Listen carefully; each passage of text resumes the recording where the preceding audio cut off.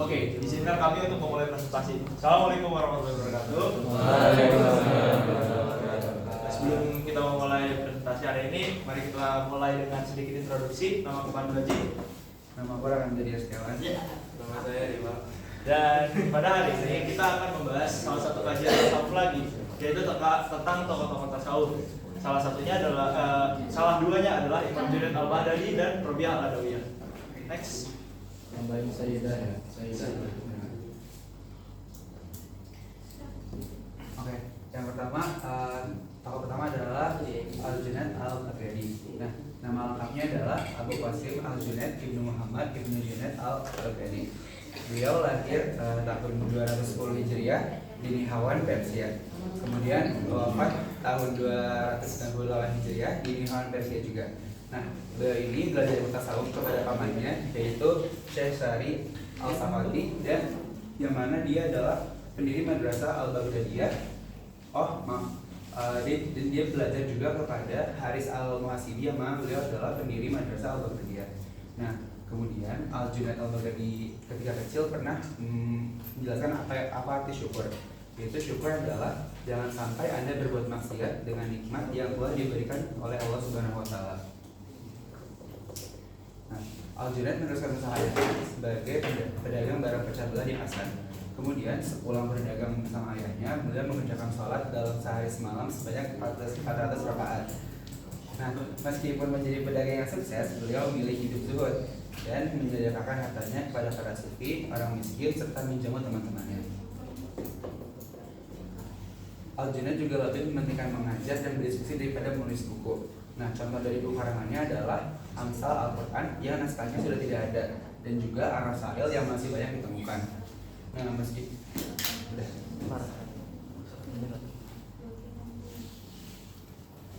kita lanjut ke konsep utama ajaran Al-Junaid. Poin pertama, di sini sistem pengajarannya masih belum sistematis, di mana Al-Junaid ini biasa mengajarkan kepada murid-muridnya secara langsung, secara lisan, dan perkataannya itu baru murid-muridnya catat.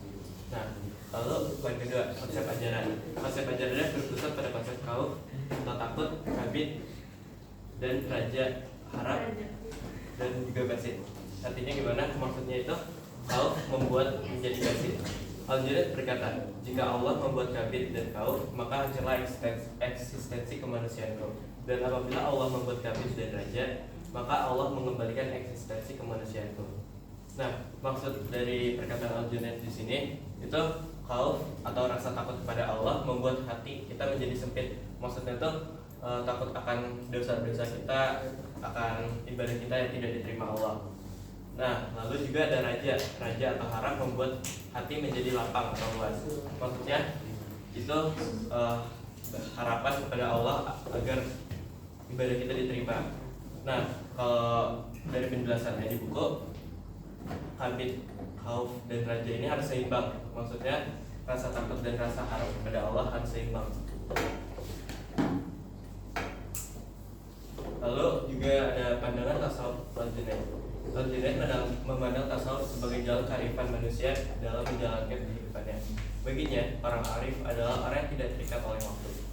Nah, ma'rifat dalam Al-Junaid di sini terbagi menjadi dua.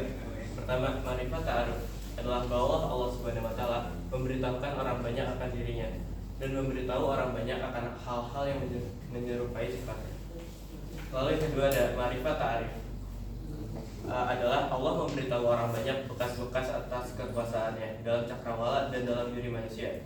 Kemudian secara halus terjadilah benda-benda yang menunjukkan kepada orang banyak bahwa mereka itu ada yang menciptakannya, yaitu Allah Subhanahu wa taala. Untuk memperoleh ma'rifat, Al-Junaid mengatakan harus melalui muhammad dan juga akwal. Ma'rifat tidak akan dapat dicapai tanpa pemurnian tauhid. Nah, di sini ada beberapa poin, yaitu tentang dasar-dasar ajaran tasawuf Al-Junaid. Yang pertama, ada meninggalkan sifat buruk dan mengembangkan budi pekerti. Yang kedua, memurnikan hati, menjalin hubungan baik dengan makhluk. Yang ketiga, memalingkan perhatian dari duniawi kepada ukhrawi. Yang keempat, berpegang kepada tauhid dengan sempurna.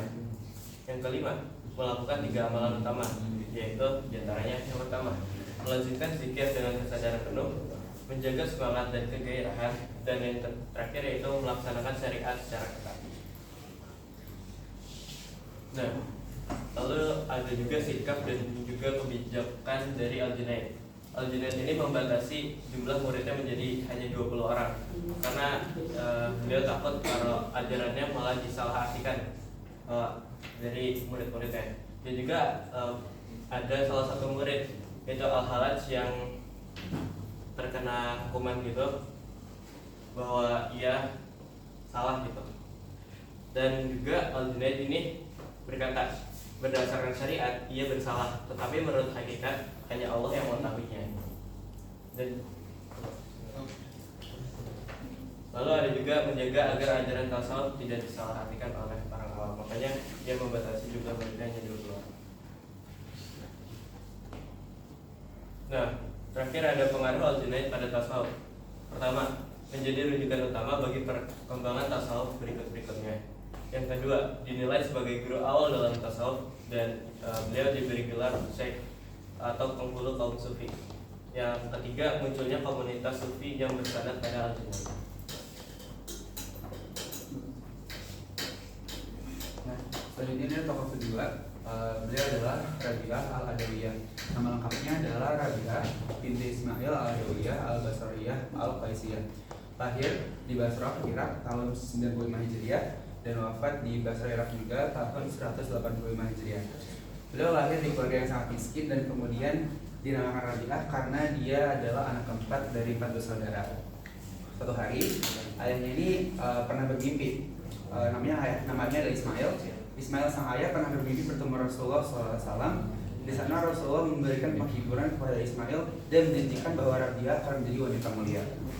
Nah, suatu ketika Rabi'ah ini menjadi seorang yatim piatu.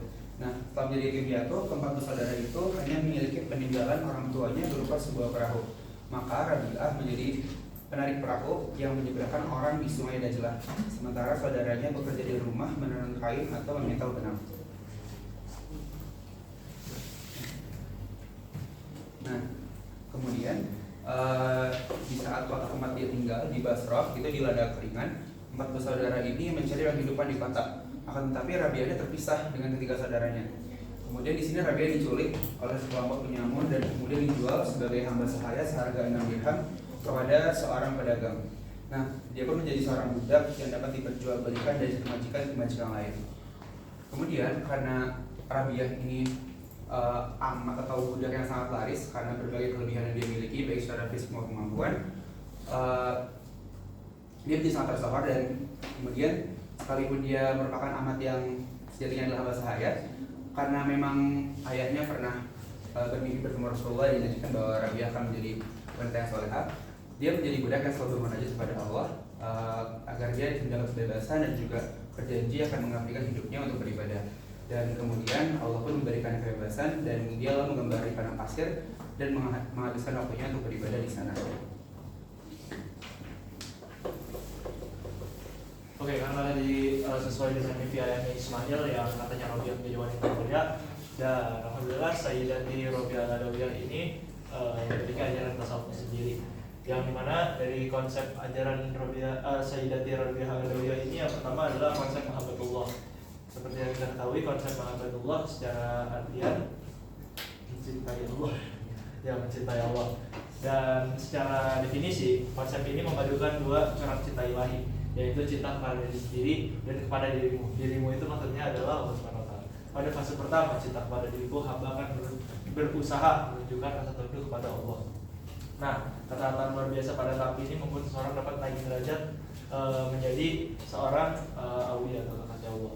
Dan yang tahapan kedua yaitu menjadi kekasih Allah, yang dimana menjadi kekasih Allah ini adalah menyingkap tabir antara manusia dan Tuhan, atau istilahnya ini kasyaf dengan proses mukasyafah atau menyingkap tabir. Dengan proses ini Rabi'ah Al-Adawiyah berhasil mencapai tahapan maqam musyahadah, yaitu pengalaman menyaksikan keagungan Allah secara basyirah atau mata hati, sehingga Sayyidati Rabi'ah Al-Adawiyah ini menjadi seorang ma'rifat atau mengenal Allah dengan penuh keyakinan. Dan yang ketiga adalah tasawuf irfan dan berperan besar dalam sufi, ya, yang dimana ini merupakan konsep mahabbah yang merupakan perwujudan dari satu rusun ikhlas dalam mencintai Allah Subhanahu wa taala. Sayyidatul Rabi'ah juga merupakan seorang yang sangat berpengaruh dalam ilmu tasawuf, dan juga beliau kerap membuat puisi tentang mahabbah yang diantaranya menjadi karya masyhur. Dan berikut ini merupakan puisi cinta dari Rabi'ah al-Adawiyah yang sebetulnya sangat panjang namun dibersihkan. Berikut akan dibacakan. Ku mencintaimu dengan dua macam cinta, cinta karena diriku dan cinta karena engkau layak bercinta. Dengan cinta karena diriku, kusibukkan diriku dengan mengingat-ingatmu selalu dan bukan selainmu. Sedang cinta karena engkau layak dicinta, bisalah kau menyingkap hijabmu agar aku dapat memandangmu. Namun tak ada pujian kepada diriku, segala pujian hanya untukmu. Oke. Makna dari syair ini adalah Sayyidatul Rabi'ah al-Adawiyah ini mengajarkan bahwa cinta kepada Allah memiliki dimensi yang bertahap, dimulai dari cinta yang bersifat dari kebutuhan pribadi hingga cinta murni yang melampaui kepentingan duniawi. Oke. Kedua cinta ini harus melahirkan rasa rendah hati, ketulusan, dan pengakuan bahwa segala pujian hanyalah milik Allah, milik Allah semata. Dan syair ini juga menjadi sebuah reminder atau sebuah pengingat bahwa puncak cinta kepada Allah adalah ketulusan yang tak ternoda oleh keinginan selain kepada ridhonya. Oke. Dan sebagai penutup kata, presentasi ini tidak akan berjalan lancar jika bukan karena ridho Allah. Jadi selalu berharap kepada ridho Allah. Dan itu mungkin sekian kata-kata dari kami. Jika ada pertanyaan, nanti akan kami sampaikan. Oke, izin pamit undur diri. Aku Pandu Haji Kuraka. Sampai sini aja. Assalamualaikum warahmatullahi wabarakatuh. Waalaikumsalam.